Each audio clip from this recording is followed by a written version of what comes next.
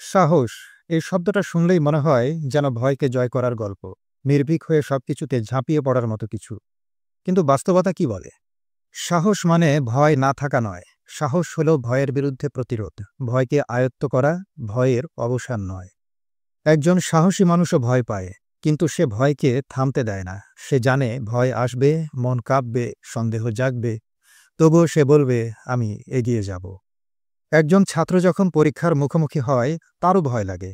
কোনো মা যখন সন্তানকে প্রথমবার স্কুলে পাঠায়, তারও মনটা কেঁপে ওঠে। কোনো মানুষ যখন কঠিন সিদ্ধান্ত নেয়, চাকরি ছাড়ে, ব্যবসা শুরু করে, তার ভিতরেও ভয় লাগে। কিন্তু তফাৎটা কোথায় জানেন? তারা থেমে থাকে না। সাহসীরা ভয়কে নিজের দাস বানায়। তারা ভয়কে পথের বাধা নয়, বরং পথের অংশ হিসেবে গ্রহণ করে। তারা জানে ভয়ের মধ্যেই লুকিয়ে আছে সামনে এগিয়ে যাওয়ার শক্তি।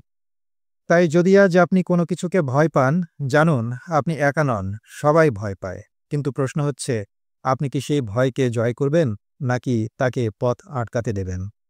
আসুন আজ একটু সাহসী হই, এক কদম সামনে এগিয়ে যায়। হয়তো এই একটা কদমই আমাদের জীবনটাকে পাল্টিয়ে দিতে পারে।